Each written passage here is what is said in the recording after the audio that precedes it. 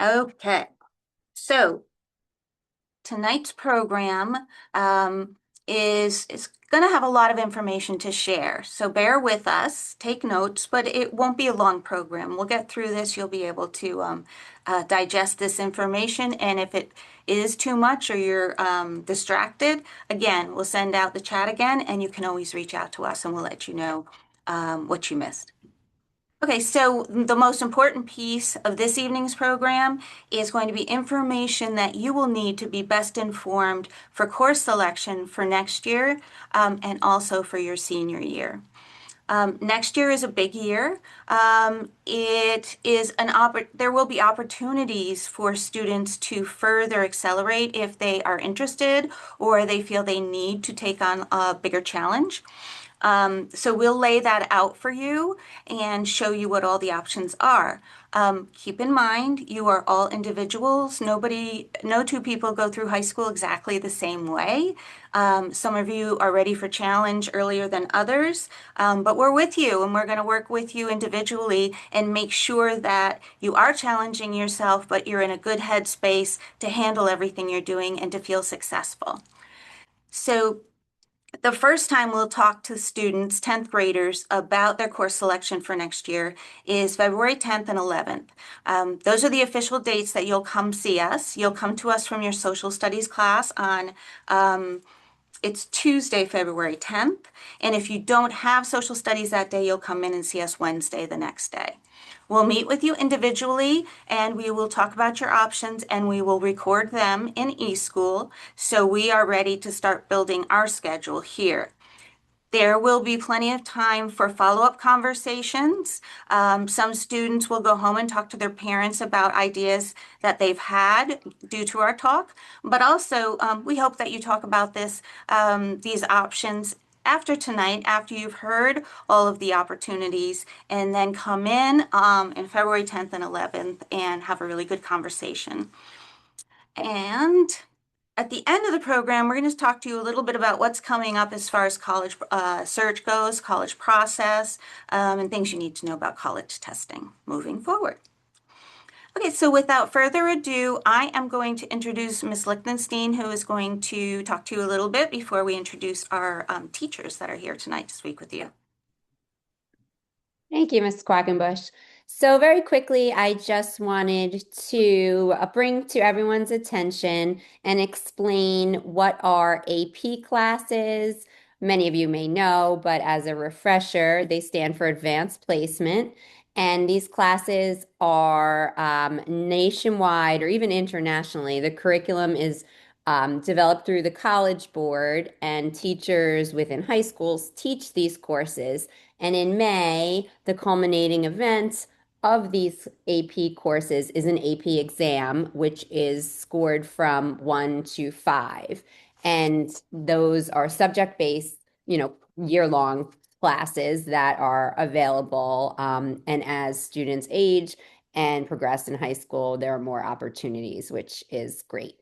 Another type of course you may hear about is a college class or college level class. Those are also called dual enrollment classes or courses, which are taught in high school, but use the curriculum from a college. So students ultimately can take that class with a transcript from the participating college and earn college credits. So it's another more rigorous type of class that's available, and different colleges like Syracuse, Iona, SUNY, Albany, but you'll hear much more about that later. So just two different ways that students can challenge themselves in their interests and exploration going forward.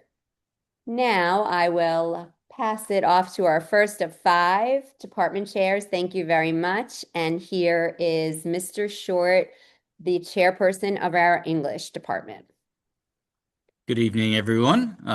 So I'll just take a few minutes and talk you through what the available course options are in the English department. So one thing just to keep in mind is that the options that I talk you through are available for both 11th and 12th graders. All of our English classes, 11, 12, are mixed for both grades. And so the options that you hear about now are going to be available for next year as 11th graders, but also then for the year after that as 12th graders. And so I think it's important to try to develop a 2-year plan, think about what to take next year, but then also maybe how that leads you to what you might take as a senior. And also, of course, balancing that with other courses, right? Balancing APs and so on. So going into junior year, there are only two full year options. If you choose one of these two AP courses, that is the only class you take next year in the English department. So the two options are AP English Language and AP English Literature. AP English Language is more of a nonfiction rhetoric course. We read shorter essays and articles. We read full-length nonfiction books. We compose argument essays. And so on. And AP English Literature is really more of a typical literature and composition course where we study a variety of different genres, read novels, poetry, Shakespeare, and so on. These are really wonderful courses, and our students do really well in them, but they are rigorous. They're intended to be offered at the college level. They require a great deal of independence and self-motivation. So while these courses are really great options, please, enter into it knowing that it will require a lot of students. If you don't take one of these two AP English classes, all of our other options, which are on the next slide, are half-year options. So if you choose to go in this route, you would take two as a junior. You could then, as a senior, do any of these things as well. So there are these 9 options here, and each is a half year, so you would pick two. They really do try to focus in on a variety of different subject matters, focusing on a genre or a content area, and we like to try to figure out different classes that kids might really have an interest in. So we have things like adventure lit, creative writing, science fiction, and so on. You can see the list there of all the variety. I'll point out the three of them, college composition, college journalism, and science fiction, are dual enrollment courses offered through SUNY Albany and through Iona University. So, moving forward in the next few weeks, the 10th grade classes are going to hear more specific detail about all of these different courses. A few minute video about each, about the different kinds of works that we read, about the assignments and expectations. So that's really where I would look to get more specific information about each of these courses. Those videos will be shown in class, but then also posted on Google Classroom, and so will be available to watch at home. So please, if you have any particular individual questions, shoot me an email, or our department teachers also will go over all of these in class. Thank you. Thank you, Mr. Short. Up next, we have Department Chair for Social Studies, Ms. Katz. Thank you. Hi, everybody. So in front of you is the framework for the 4 years of required social studies for your students. And we're entering from 10th grade into 11th grade. And this is where we have two new options for your students. You can move the slide. Thank you. So the two options are United States History and Government, as well as AP US History. All 11th graders will take this US Regents at the end, whether they're in AP US or US History. So just to break this down a little bit, on the next slide, there's a comparison between these two particular courses so you can get a feel for what it might entail. So the curriculum is from U.S. History and Government is set up from New York State Social Studies Framework, the AP from the AP College Board. As I said earlier, both will take the New York State Regents in June, but the AP will take place in May for AP U.S. History. The pacing is definitely slightly different. For U.S. History and Government, it is similar to what your students have been experiencing these past 2 years in Global 9 and Global 10. But for AP US History, all the curriculum has to be done by May, which is about 34 chapters over the 32 weeks. The readings are both primary and secondary sources for both courses, but the AP is definitely a more advanced college level text, and it's a very reading intensive course. You can expect your students to be reading every evening, really focusing in on that. The writing, there's about one essay per quarter for the Regents level, as well as constructed response questions, short essay questions, and civic literacy, really kind of guided towards the Regents in June. And for AP, there are about two essays per quarter, including document-based short answer questions and long essay questions, which are more geared towards the AP. As far as classwork and homework are concerned, both classes have various types of lessons. They both will have seminars, but AP US History will have around 1 to 2 hours of homework that night. And so really kind of thinking about your whole course load, you should determine what you think is the best fit for you.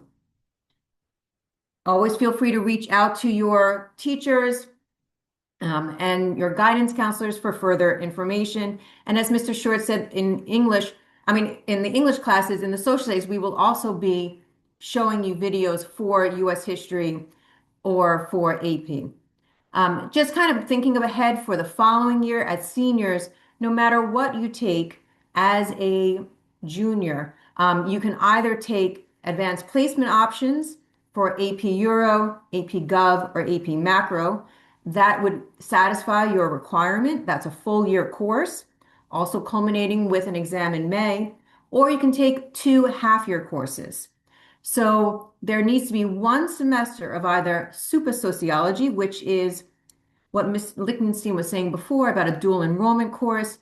This is from Syracuse University about sociology, or you would take current issues in government. And the following semester would be economics and finance. So this is what you can look forward to in the following year. Thank you so much. Feel free to reach out with any questions. Thank you, Ms. Katz. Up next, we have Ms. Rinaldi of Math Department. Good evening, everybody. So hopefully this flow chart looks a little bit familiar. Maybe you've looked at the course catalog or you've just heard about all the different options that we have. So if you look over to the right of your screen first, let's just talk generally. Algebra goes to geometry, geometry to algebra 2, algebra 2 to pre-calculus, and pre-calculus to calculus. So we do have different levels. We have a topics level. We have what we call a regents level, even though not all of our regents level courses take the regents. And then we have an honors level. One of the things I want you to kind of think about here when you're going 10th grade. So again, the chart does have, right, if you're in 10th grade now, so if you're in topics in geometry, kind of easy enough to understand that if you're in the topics level classes, then you're going to follow that topics flow. So you're going to go to topics in algebra 2. If you're in regents level geometry, you would go into algebra 2. We do have some 10th graders in algebra 2. Those students would move into pre-calculus. So again, I'm just looking at the chart. So it's fairly self-explanatory as far as that goes.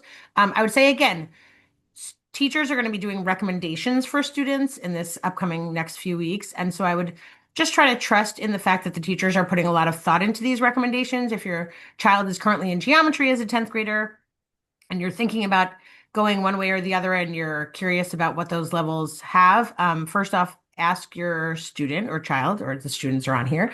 And then the teachers are going to go through the options in class.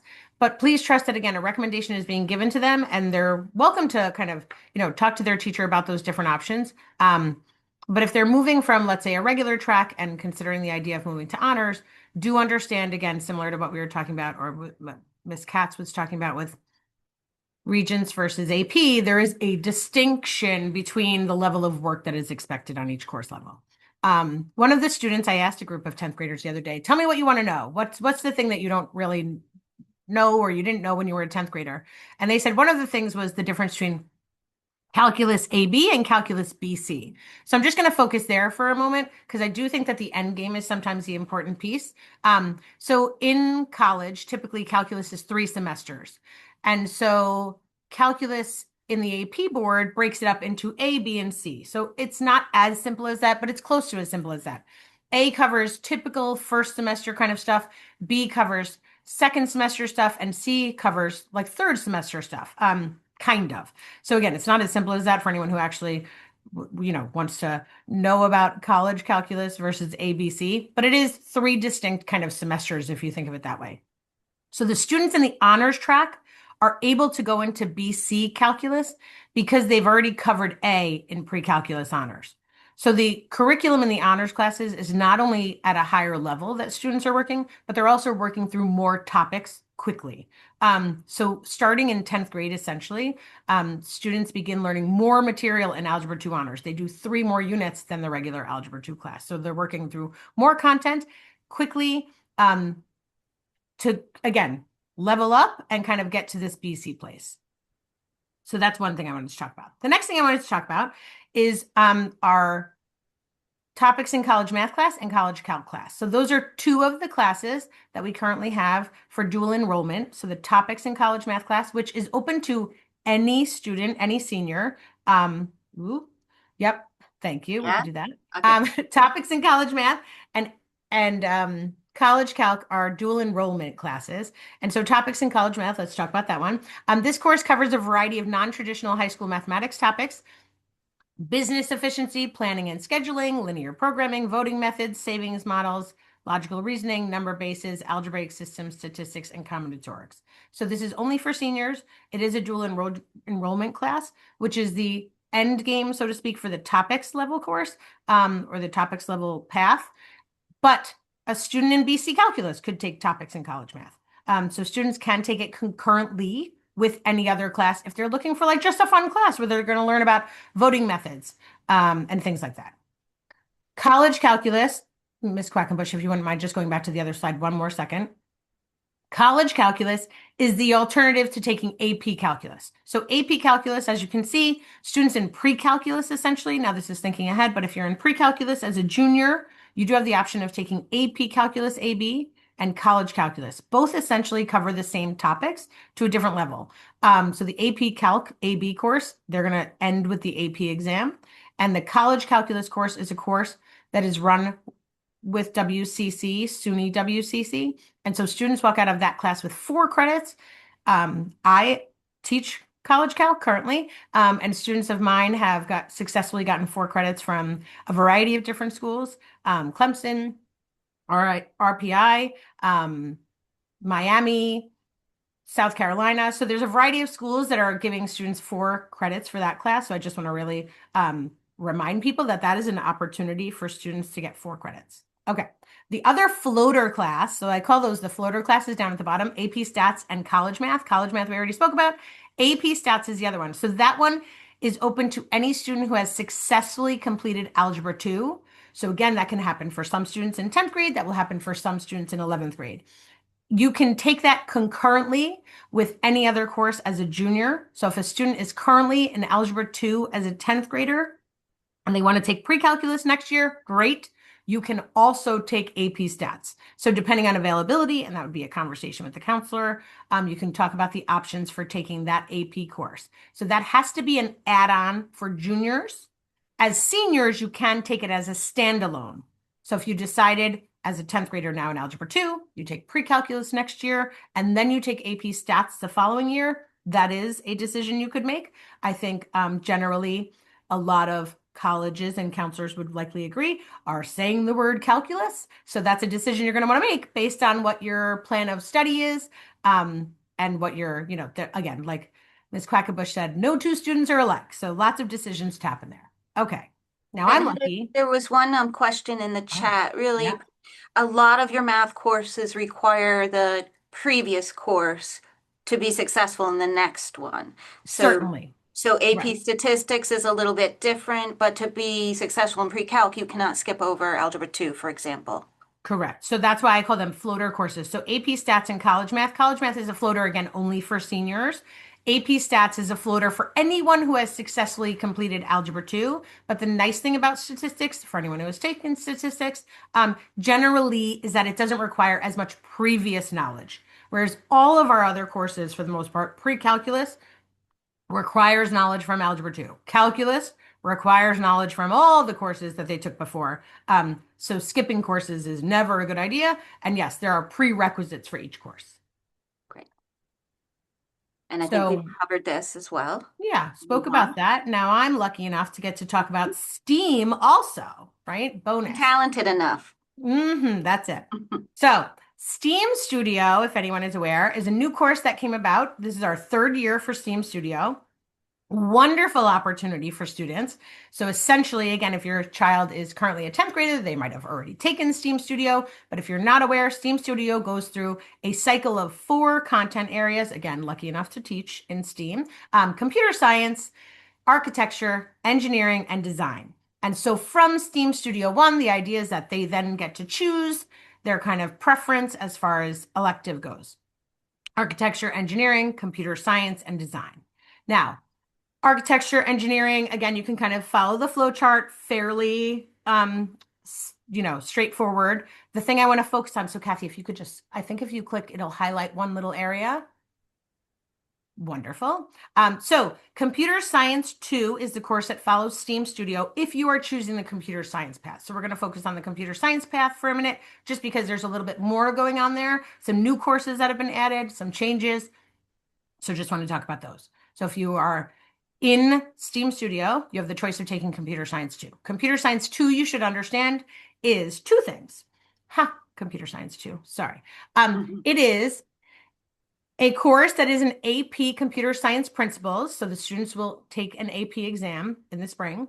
It is also a course that we take with Siena College, and students can receive 3 credits for the computer science with Python course. So they're doing both at the same time. It is both embedded into the one course. It's an AP course and a college credit course. From Comp Sci 2, which is a Python-based course, students then have the choice, again, on the flowchart, to go into CS3, AP CSA, or AP Cybersecurity. So AP Cybersecurity, this is the first year running that course.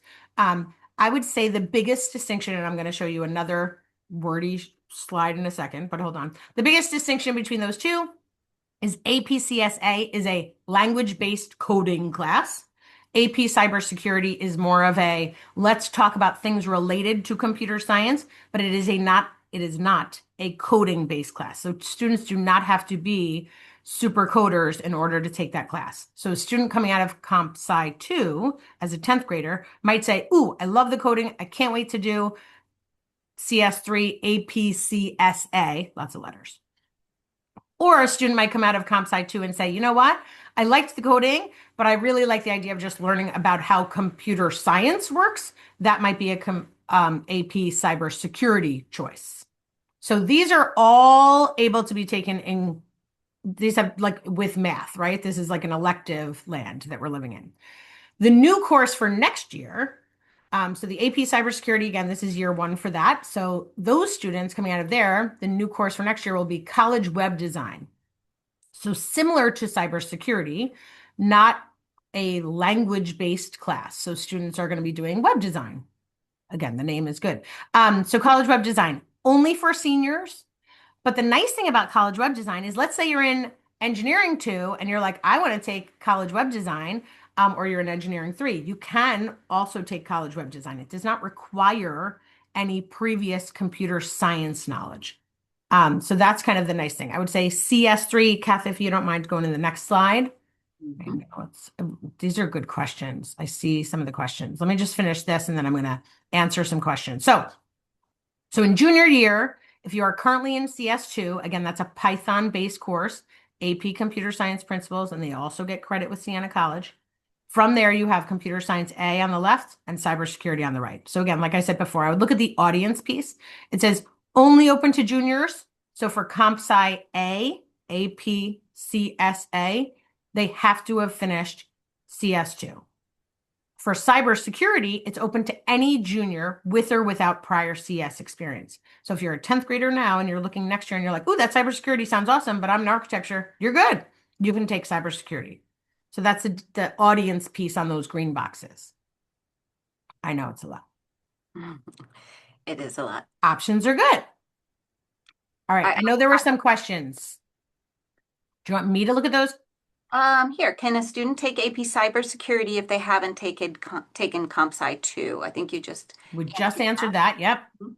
Is it possible to take the AP Pre-Calc exam at the school after doing Pre-Calc honors? So we're currently not offering the AP pre-calculus exam, and it is my understanding, and this is where the counselors can help confirm, but if we offer a course like pre-calculus, students can't take the AP exam like independently. Is that right? They can't take it at the school. No, if we don't offer the class, we don't give the exam. Okay, there's another question about AP Music Theory that we'll get to in a little bit. Yeah, not my department. Any other math questions? Go ahead and put them in the chat. Oh, can cybersecurity be taken if you haven't taken any STEAM classes? And So I you, think cybersecurity would be, again, if you're talking about a junior, that would be an exception to the STEAM pathway. So if you're going into CS2, so Mhm. let's say you were a 10th grader now and you did not do STEAM Studio, but you wanted to get into the CS path, the idea would be that STEAM is the prerequisite. STEAM Studio 1 is the prerequisite for any of those second year courses. You should speak to your counselor about all the options. Excellent. All right. Next, Mr. Porzio is going to speak to us about your science options. Hi, everybody. Wow, that was quite a math presentation, Miss Rinaldi. Good to see so many people were able to make it tonight. I do just want to say, notice a couple of names, shout out to a couple of my students, Sophia, Jordan, Amelia, Parker. See you guys out there. Had to do it. Saw those names. All right, so science. Well, as freshmen, we learn about life, we learn about the cell, we learn about environments and interactions. In sophomore year, you're all learning right now. Sorry about that. Right now, you're all learning about matter and its interactions. And in junior year, you're actually going to learn about the fundamentals of the universe in physics. Physics kind of rounds out all of the natural sciences. So a majority of you will go into one of our three physics classes. We have conceptual physics. We have physics, which was formerly known as Regents physics. It is Regents in name only. There is no examination administered, and we'll talk about that in a second. Or we have AP Physics 1. We do offer AP Chemistry in the junior year in place of physics. And I'll point it out now that if you choose to take AP Chemistry in the junior year, we strongly recommend that you take physics in the senior year, but you do not have to. You can pursue one of our other electives that are offered in the 12th grade that I'll talk about in just a moment. All right, Kathy, if you can advance, please. All right, so here is something very similar to what we saw with social studies, where we lay out everything side by side. Conceptual physics, and so if you are currently in applied chemistry, you'll most likely go either into conceptual physics or Regents physics. If you are in Regents chemistry, you might be going either into any of the three, possibly, depending upon teacher recommendation. So as you can see for conceptual and Regents, they're following the same framework. Not only are we following New York State, but we're also integrating all of the new New York Science learning standards with Next Gen Science. AP Physics follows our classical mechanics framework. There are no final examinations in either conceptual or Regents, but as you've seen before with AP, we have the exam in May. And we have just different levels of pacing, with AP being the most rigorous, conceptual being our survey course, which focuses a lot, again, on the conceptual idea of physics. Math is pretty important when it comes to physics, so we do want to make sure that we're paying attention to the suggested levels for each of those, as you will be successful, providing you have strong skills in the ones that are listed. And again, homework and examinations with conceptual and Regents, it's your standard quantity of each. And with AP Physics, again, it's more rigorous, a little more fast-paced. Next slide, Kathy, please. All right, last slide from me. After 11th grade, you have the option in the 12th grade of going into either AP Physics C, AP Biology, AP Chemistry, if you hadn't taken it as a junior. so it is offered in both years. You have AP Environmental Science, Human Anatomy and Physiology, and Forensic Science and Bioethics. Pretty standard courses. I'm sure that most of you can recognize what will be offered in each. The only thing I do want to say, if you're considering AP biology, is that we do not teach any of the human systems in AP biology. That is why we have our anatomy and physiology class. And you do need strong science skills in both AP biology as well as, I'm sorry, science, I apologize, chemistry skills rather, in both AP Biology and AP Environmental Science. It does come back around. Seeing a really quick question here. Can you take AP Environmental as a senior if you took AP Chem as a junior? Absolutely. You do not need to take physics as a senior, although we do strongly suggest it in order to round out those natural sciences. Excellent. Thank you so You're much. welcome. Ms. Lugo is next to speak about our world language options. Good evening, everyone. Similar to math, we have a lot of options for languages, and it's not a one size fits all. Depends on where the student starts language, whether they started in middle school or if they're new to a language in the high school. So what I'm showing you right now is just the possible pathways for the different levels. But again, you may need to contact me or your guidance counselor if you feel that your student will follow a different pathway. Right now, we're just looking at Spanish because we have so many different groups of students learning Spanish at the high school. We have those students that started with language at the high school, so therefore, as juniors, they're very likely going to be in Spanish 3. If they took Spanish at the middle school, as sophomores, they had an opportunity to go into either 3 honors or non-honors 3. And the hope is that those students who are currently in 3 honors will continue to 4 honors, with teacher recommendation, of course. And then obviously those that are not in honors will hopefully continue again next year, and they'll end up in Spanish 4. One thing that is new and well, it's still a work in progress, but we are in the process of making our 4 honors course for Spanish as well as French and then Chinese. So our accelerated program is going to become a college level course. Now, I really need to emphasize that our honors program is that an accelerated program, similar to what Ms. Rinaldi said for math. These courses cover a lot more material in a shorter span of time. I generally like to, it's not an exact science, but an honors course will cover about a year and a half worth of material. 4 honors goes even a little bit more than that. So the students who complete our honors program up to junior year will be more than ready to then senior year take the AP Spanish class. And just for comparison, AP Spanish language is at the same exact level as English language course. So we're talking about getting our students ready to read nonfiction, to discuss world topics, to basically they're just speaking in Spanish about topics of advanced levels. So in order to get there, we really need our students to follow this honors pathway so that they can obviously be ready. And we have a very successful record for our AP courses and their scores on the AP test. However, not every student needs to follow that pathway to be successful and to, again, become proficient in the language. Those students that are not in the honors track can end up in college Spanish, which is a course I teach, and I'm biased. I think it's an amazing course. And they would receive college credits through SUNY Albany for this course.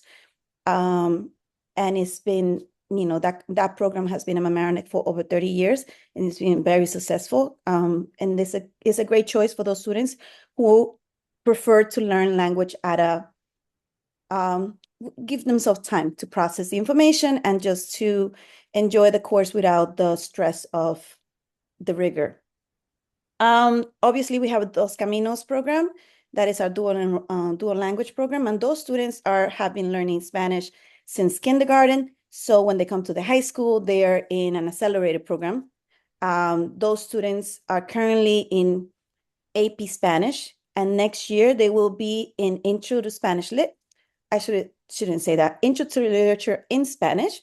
And we are making that course a college level course next year. We're trying to make all of our accelerated junior courses college credits, college credit courses, so that our students could be rewarded for their effort, right? We understand that it is a rigorous course and we want our students to continue and challenge themselves. And this is an opportunity to earn college credits without the stress of the AP, which will come again the following year. We're very lucky, we have a native program, and those native students land in different courses based on skills. Often they take placement exams to know where they fit. So that is for Spanish. I know I'm speaking very fast, so I'll be happy to answer questions. Not every student starts Spanish or language in middle school. So those students who do not, they have the possibility to continue, but given the time frame, they will not end up in the college course unless, again, they have opportunities to learn language outside of the classroom, and then we'll assess, give them a placement. Are you ready for this slide? Yes. Okay, good. Very similar to Spanish, we have the French program that has two tracks, the accelerated track, which is our honors, and the non-accelerated track. Again, we are in the process of making for honors a college credit course, a dual enrollment course. We're just in the middle of getting that approved. Once it is approved and finalized, we'll send out information for the parents. But the goal is for next year for the students enrolled in those courses to get college credits. But again, if they're not in the accelerated program, they have the opportunity to get college credits senior year in college French. For Chinese, we do not have an accelerated program because the course itself is very rigorous. You know, learning Chinese is like learning two languages at the same time. So for next year, this is a first for Mamaroneck, we're looking to make Chinese 4 an accelerated, a college credit dual enrollment course. Again, that's still is in the process of being approved. And hopefully our goal is that then also make Chinese 5 eventually. That is not for next year, but the goal is to also make Chinese 5 and a college credit course, so that those students in Chinese, even though they don't have an AP course, they would end up with plenty of opportunities to earn college credits and for the course to receive advanced designation. I think that's about it, but let me see some questions. Excellent. There was a question about a student going from Spanish 3H, 4H to college Spanish instead of AP Spanish. Can you do that? We do not recommend that for our juniors. Similar to like Heather and Miss Rinaldi said, we do not skip courses. The only time that we will consider it if it's going to be a senior who didn't get the opportunity to, begin language at the middle school, and the senior will have to take a placement exam, and there will be some work to do over the summer, because again, there are different curriculums, Yeah. and believe it or not, the 3 honors, like I said, doesn't cover everything from 4. We're only doing a year and a half in 3 honors. So therefore, there's still half a year of worth of material that the student will have to make up in order to go into college. And on that note, 4H, I'm sorry. I think the Yeah, question the question is, can Oh, you I'm do sorry. 4H? So No, I I think, misunderstood. yeah. Yes, but the question is why? Because first of all, again, next year we're looking to make 4 honors a college level course. Remember that by 4 honors, the students are at the level 5, right? By end of 4 honors, they will have surpassed level 5. So it's like going backwards. So our students, we have such a wonderful program that our students by the end of 4 honors could sit for the AP and do relatively well. But the goal is for them to then have a whole year of experience in that AP level course so that they could get the 5s. And that's what we're aiming for. We're aiming for our students to do very, very well in those in those AP level courses. It's, yes, student can go from 4 honors to college, but they've worked so hard. They've done so much work throughout their years of learning language at the high school that they deserve the reward of being in an AP class. And just so that you know, our students do not find AP Spanish. Our students who do the honors program do not find AP French or AP Spanish difficult because they're ready. And they are very successful and they truly enjoy the class. Every year, without a doubt, I get the comment, Senora, I love this course. I'm enjoying it so much. I'm learning so much. And it's their opportunity to put everything they learned and use it. And it's not a grammar-based course. So they've already learned all the grammar they needed to know. So my recommendation is that anybody that completed the honors program up to 4 honors should go to an AP. They deserve to go into AP. They will really, Mhm. give Thank you. themselves. If that's the goal, if the goal is not to end in AP, then go to the regular non-honors track. Give yourself a breather. Focus on other more rigorous courses in other areas and enjoy the road of learning language without that, bit of an accelerated push. Right. And I'll give a little context because a lot of people have been asking in the chat. To graduate from high school in New York State, you only need one full credit of language. Many, many, many colleges would like to see more. Two is a good, if you struggle with language, we'd love for you to get to 2 years or even 3 years. You do not have to go past 1 year. Most of our students do, but not all of them. And that's going back to, again, what I mentioned about everybody does this at their own pace. Certain people feel more gifted in certain areas. You only have so many hours of the day. You may be involved with other things too. So we're going to look at your program as a full package that fits you. And don't worry, we're not going to give you the easy way out. We're always going to talk to you about what could be next, what could be the challenge. There is a question about the difference between the AP Spanish and AP Spanish language. That is the same course. I think maybe the person is trying to ask what is the difference between AP Spanish language and AP Spanish literature? Yes. Okay, so it's the same difference that Mr. Shore explained between AP English Lang and Mhm. AP English Literature, right? AP Spanish Lang is more focused on the mechanics of the language, reading nonfiction, talking about current events, cultural differences, cultural comparisons, right? Where AP Spanish Literature is a step up. It is, you would not do one before the other. I mean, you would not do them at the same time. The AP Lit is a more rigorous course, requires extensive reading of where,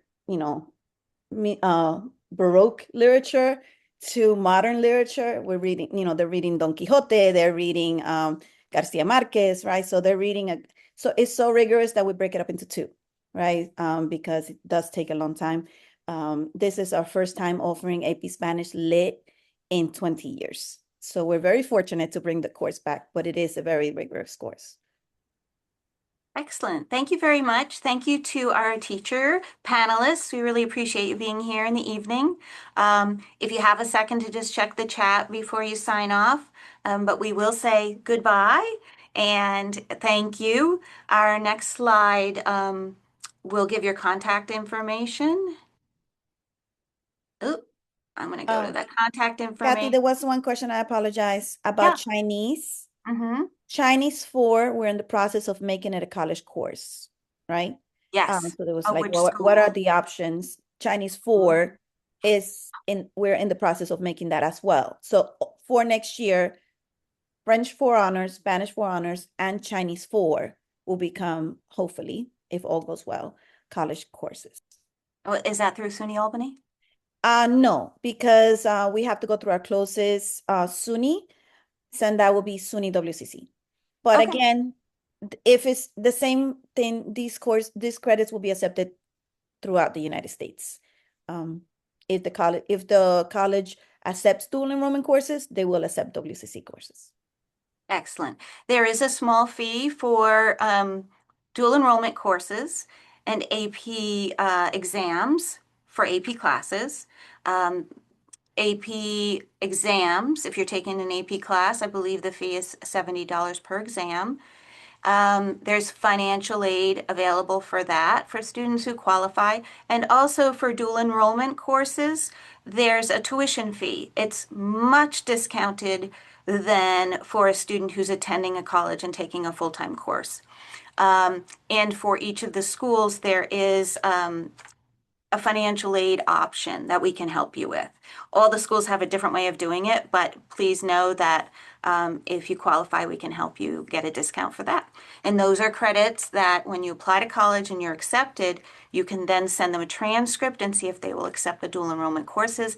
And your score on an AP exam will also be something that they will look at and decide if they can give you credit for that. And every college is a little bit different process for that. And on College Board, you can actually find what the AP policies are for a lot of different colleges and how it changes from year to year. So it's good to stay current there.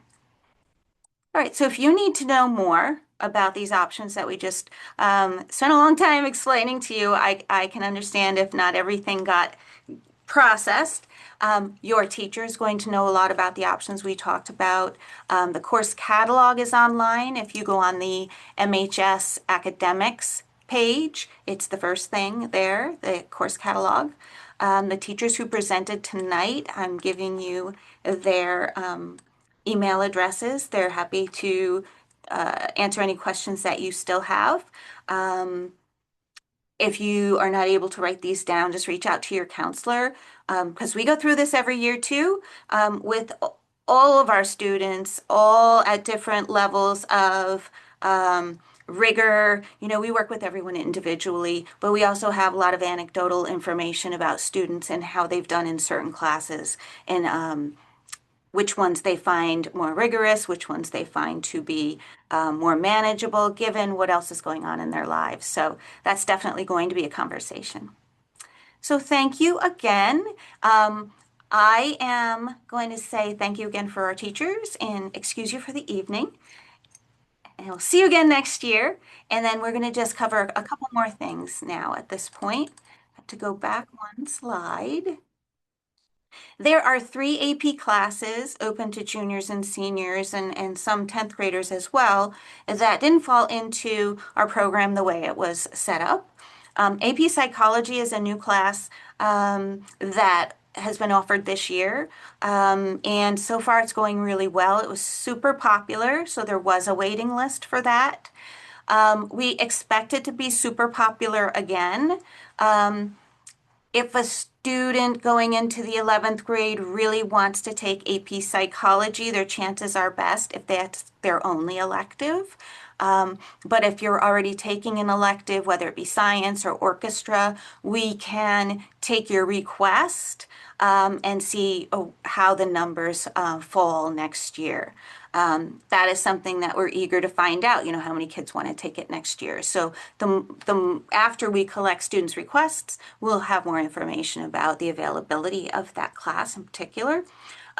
Seniors will get priority. So if you do request to take it next year and don't get it, or if you requested to take it last year, we will make sure you get it by senior year. Music theory is also a standalone course. A lot of our students who know how to read music or are very involved with playing instruments or singing have been interested in this class. It has been offered before the school day, and I know there was a question about this. I've not been given any information about whether or not that will change and move into the school day. I tend to think it may not because a lot of our students who are in that class are already scheduled with electives. Sometimes if they're in the orchestra or choir, they're also in PACE. So it does get difficult to fit that into the day. Art history is another wonderful course. It's taught by a very passionate teacher, Mr. Klein. He says it's going really well this year and has been going really well. It's for students who appreciate art, but you do not have to be an artist to take the class. It's art history, so there's a little bit of a history bent to it. So somebody who's interested in history may really enjoy the class. Again, you do not have to do art in that class, but you will be exposed to and learn about different artists and different genres and when they came into the history. I'm going to go to the next slide. All right. So before we wrap up, I want to let you know a couple of things that are going on with the counseling department and 10th graders on Wednesday of next week and the other early dismissal day in February on February 11th. Nope, February 25th. We'll be meeting with our 10th graders in small groups. You probably have received an invitation to that. So my students will be meeting in one particular room with me, and I'll have one group next week and one group in February. We're going to cover all the same information, and the information is really going to focus on SCORE is the platform that we use, and all of our students will have an account in SCORE. It's used for a lot of different guidance related skills and knowledge. Many of you may have heard of it when it comes to looking at colleges and looking at scattergrams to see what kinds of grades and test scores have been acceptable at particular colleges, what acceptance rates are, what tuition is, what financial aid is available at different schools. That's a big part of SCORE. So we're going to introduce our 10th graders to the program, but back it up a little bit because there's a lot of career exploration information on there and self-exploration. So when we meet with the students on that day, we're going to have them do an interest inventory, which is really quite short, but it's going to generate a list of different kinds of careers and fields students may go into based on how they answered questions. Once you start getting into that list and looking at careers, you can drill down and find out what the outlook is for those careers, what a typical salary is for those careers, and what kinds of college preparation is necessary for those careers. So we're really excited to have the students get into that in 10th grade because I know when we are thinking about college moving forward, it becomes a little bit confusing when students try to figure out what exactly they want to do in college. So this can help them along the way. It may also just reinforce things that they know about themselves as strengths and even weaknesses. There's a longer assessment in SCORE for students that we will assign that takes about 45 minutes, and we'll ask our students to do that on their own time. But what that comes up with is really a 10-page report for a student about their personality style and how that lends itself to different kinds of skills that they may need in the future. And it may also tell them some areas that they need to work on or maybe should avoid. A lot of this information should be things that the kids are thinking, maybe that is really telling me something I've already known. Maybe math is not my thing, and maybe I'm not going to be an accountant. But it's just really valuable information you wouldn't get anywhere else about yourself. So we really hope and pray that our students will follow up on that extra report that's in SCORE, and we'll tell them about that when we see them next week or next month. There's another program coming up in February. It'll be a Zoom as well. It's called Road to College for students with IEPs and 504s. It's going to be open to 10th, 11th, and 10th, 11th, and maybe 9th grade. You'll receive an invitation from our student support program, a parent support program, and we will have college representatives there from schools that have different programs that are specifically targeted towards students who do have learning differences. And some of them have very specific programs that they've developed, but all of them can speak to a student going off to college and just needing accommodations. So many of our students with 504 plans just need extended time or just need a smaller group. So when you apply to college, that's going to be something you consider because the rules that govern special education and accommodations and 504 plans in New York are high school level. They do not transfer to college level, but that doesn't mean your college won't work with you to give you accommodations. Again, so that program is February 23rd. We urge you to join. It will be recorded as well, and you will learn about a lot about things that you should be looking for if you think that you're going to need additional support when you get to college. As far as college testing goes, junior year is the year where we have our students take their SATs or their ACTs. These are two competing tests, the SAT and the ACT. Colleges do not at all prefer one over the other. Our students have been taking two, one of each, and then deciding which one they want to focus on junior year. So all of the 10th graders came in to take the PSAT in October. You should have those scores. If you don't, reach out to your counselor. The pre-ACT is March 21st. Watch Parent Square. We're going to send you registration information for that. We register you for those tests, the practice tests. When you get your results, we want to talk to you about which one felt like a better test for you, and then we encourage you to prep for and take during junior year your SAT or your ACT twice. They will say, statistics show students who are going to present their scores to colleges should take the test twice, but no more than 3 times. So junior year, usually towards the spring, the winter or the spring is the perfect time to start taking them. And then at the end of their junior year, if they still would like to take another test, there are options during the summer and the early fall. And again, these are individual conversations that we love to have with our students and our parents. So more to come on that. Reach out to us. And next fall, we will start the whole cycle again, and we'll have a college night in the winter, early fall or early winter, and financial aid night in October. So these are some key dates to keep in mind moving forward for 10th graders. And I'm wondering if there are any more questions for any of us. Thank you, counselors, for working on the chat. Okay, with that, I will bid you all adieu. I will thank everybody for joining us, especially our co-hosts and our panelists. And you know where to find us. We're here to answer questions. And let's go. Take care. Have a good night.